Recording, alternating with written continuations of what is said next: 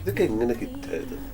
അല്ല, പാട്ട് ഹിറ്റാവുന്നത് ജനത്തിന് അത് ട്യൂണിൻ്റെ മഹത്വം കൊണ്ടാണെന്ന് മുഴുവനും പറയാൻ പറ്റില്ല. അത് രണ്ടും കൂടിയിട്ടുള്ള അതിൻ്റെ ഒരു ചേർച്ചയാണ്. ഒരു പാട്ടും ട്യൂൺ മാത്രം നന്നായതുകൊണ്ട് വലിയ ഹിറ്റാകുന്നത് വളരെ വളരെ എപ്പോഴെങ്കിലൊക്കെ സംഭവിക്കുന്നതാണ്. അങ്ങനെ സംഭവിച്ചുകൂടാന്നില്ല. പക്ഷേ സാധാരണ നമ്മളിപ്പോൾ ഈ ഉണ്ടാക്കുന്ന പാട്ടുകളൊക്കെ എന്ന് പറഞ്ഞു കഴിഞ്ഞാൽ ഈ വരിയും ഈ സംഗീതവും തമ്മിൽ ശരിക്കും പറഞ്ഞു കഴിഞ്ഞാൽ പ്രണയിക്കണം. അതൊരു ഒത്തുചേരലാണ് ശരിക്കും പറഞ്ഞു കഴിഞ്ഞാൽ. എനിക്ക് തോന്നുന്നൊരു കാര്യം എന്താണെന്ന് അറിയാം, ഇപ്പോൾ പാട്ടുകൾ ഇപ്പോൾ ഒരു ലിറിക്കൽ ഇതില്ലെങ്കിലും ഹിറ്റാവും. പക്ഷെ നിലനിൽക്കുന്ന പാട്ടുകൾ, കാലത്തിന് ഇതായിട്ട് നിലനിൽക്കുന്ന പാട്ടുകൾ പലപ്പോഴും ആ ലിറിക്കൽ വാല്യൂ ഉള്ള പാട്ടുകൾക്ക് മാത്രമേ നിലനിൽക്കാൻ സാധിക്കുകയുള്ളൂ.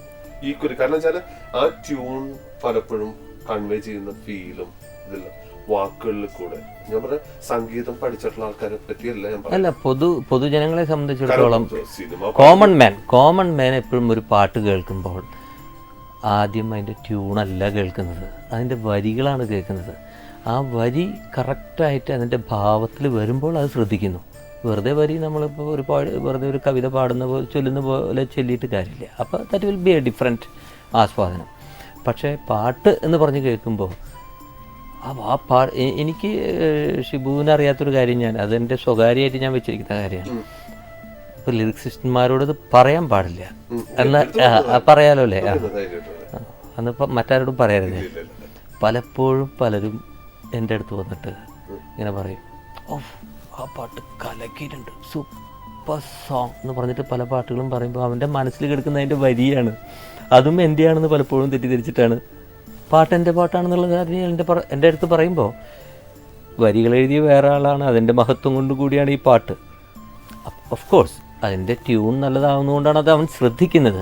പക്ഷെ അവൻ പറയുന്നത് ഈ വരി അവൻ്റെ മനസ്സിൽ കയറിയിട്ടാണ്. പല പാട്ടുകളും ഞാൻ ശ്രദ്ധിച്ചിട്ടുണ്ട്. അപ്പോൾ വരിയുടെ മഹത്വം എന്നുമുള്ളതാണ്. മലയാളം പാട്ട് എന്ന് അല്ലെങ്കിൽ പറയേണ്ട കാര്യമില്ല, നമുക്ക് വാദ്യ സംഗീതം മതിയല്ലോ. എനിക്ക് പക്ഷെ നമ്മളെ ഈ ഡിസ്കഷൻ തുടങ്ങുമ്പോൾ തന്നെ പറയേണ്ട ഒരു കാര്യമായിരുന്നു. കാരണം ഈ സ്റ്റുഡിയോയിൽ നിന്ന് ജോൺസൺ എഴുന്നേറ്റ് പോയിട്ട് 2 ആഴ്ച തികച്ചായിട്ടില്ല.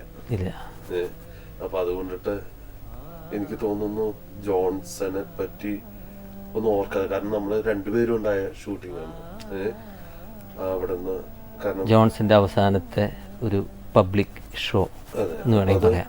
വളരെ കാരണം വെച്ചാല് എനിക്കതിൽ ഏറ്റവും ഇത് തോന്നിയത്, മരിച്ചു കിടക്കുന്ന ജോൺസന്റെ അടുത്തിരിക്കുന്ന ഭാര്യ എന്റെ കൈ പിടിച്ചിട്ട് പറയുന്നത്, ജോൺസൺ ഇവിടെ നിന്ന് ചെന്നിട്ട് ഭയങ്കര സന്തോഷമാണ്, കാരണം ആ ദിവസം ഒരുപാട് എൻജോയ് ചെയ്തു. സത്യത്തിൽ അത് കേട്ടപ്പോഴ് നമ്മള് കണ്ണു നിറഞ്ഞു പോയി. ഇതെല്ലാം ഒരു ഓർമ്മകളാണ്. പക്ഷെ എനിക്ക് തോന്നുന്ന ഏറ്റവും പ്രധാനപ്പെട്ട കാര്യം, ജോൺസന്റെ മരണത്തിന് ഈ ഫിലിം ഇൻഡസ്ട്രി എങ്ങനെ കൈകാര്യം ചെയ്തു എന്നുള്ളതില് അത് ശരിക്കും ഞാൻ ആരും കുറ്റം പറയല്ല, പക്ഷേ ഇത് സ്വയം മനസ്സിലാക്കേണ്ട കാര്യങ്ങളാണ്. ഒരു വ്യക്തി ഇപ്പോൾ ജോൺസനെ കുറിച്ച് പറയുകയാണെങ്കിൽ ജോൺസന് ഒന്നും നഷ്ടമായിട്ടില്ല.